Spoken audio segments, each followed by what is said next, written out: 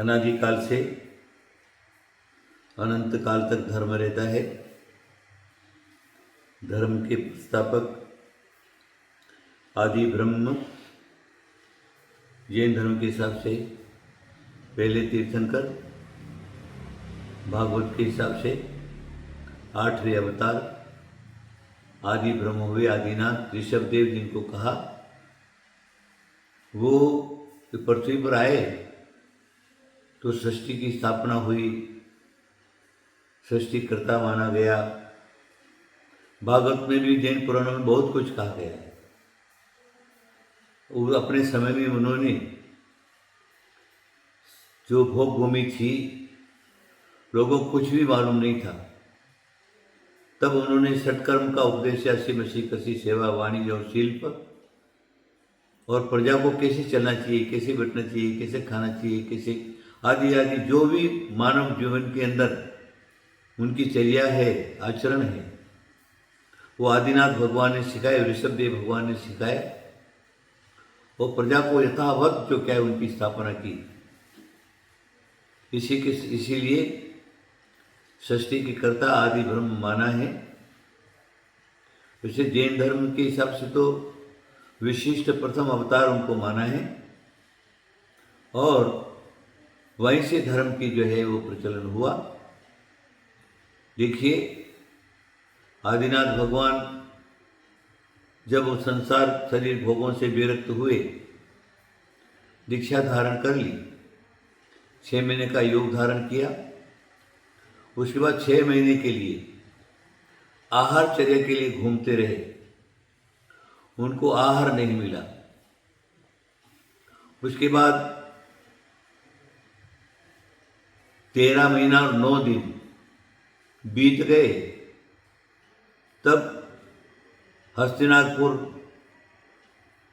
जो उत्तर प्रदेश में है, वहाँ राजा श्रेयांस ने पूर्व के स्मरण से साधु को भोजन कैसे कराना चाहिए, कौन सी विधि चाहिए, उनका स्मरण करके और आदिनाथ भगवान का प्रथम आहार उस दिन हुआ था।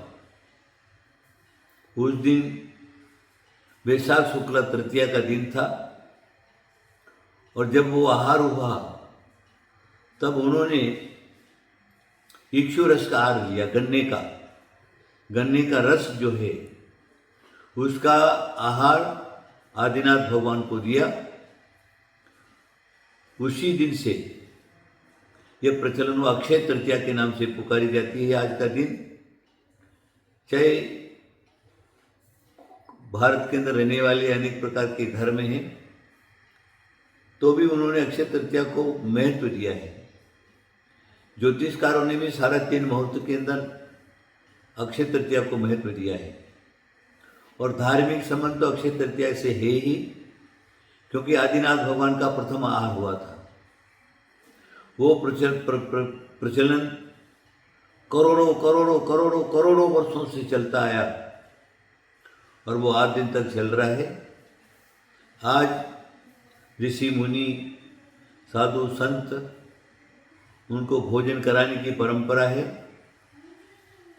और क्या है, उनको आहार करा करके अपने को धन्य मानते हैं। देखिए, यह एक विशेष पर्व है और आज के दिन साधु संत को स्थिर करने के लिए, क्योंकि आहार के बिना तो साधु संत तपस्या कैसे करेंगे, कैसे कर सकते हैं। इसलिए साधु संतों को धर्म का परिपालन हो, संयम का परिपालन हो, चारित्र का परिपालन हो, परंपरा से तपस्या करके मोक्ष जाएं, लेकिन तो भी उनको 24 घंटे में आहार तो एक बार की आवश्यकता पड़ती है।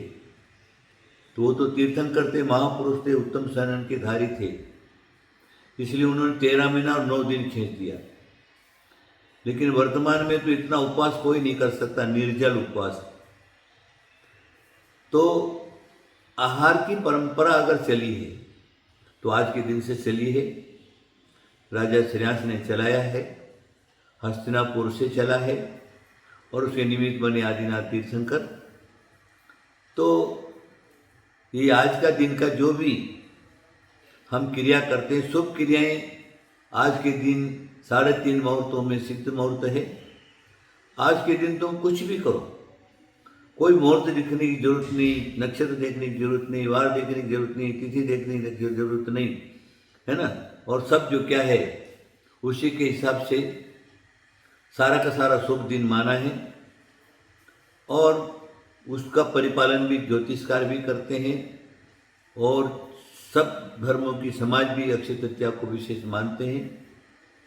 अक्षय तृतीया के निमित्त में भी आज जो हमारा समाज है, हमारा देश है, हमारा राष्ट्र है, राष्ट्रवासी हैं, देशवासी हैं, अथवा जो भी जैन धर्म को मानने वाले हैं, उन सबको मैं अच्छा से अच्छा आशीर्वाद दूं। आप अपने जीवन में राग द्वेष क्रोध मान माया लोभ इसको हटा करके मन को साफ करें और मनःपूर्वक अपने जितनी भी आपकी शक्ति है उसके हिसाब से साधु संतों को दान देवें। दान का प्रचलन आज के दिन से हुआ था, बहुत बड़ा महत्व है।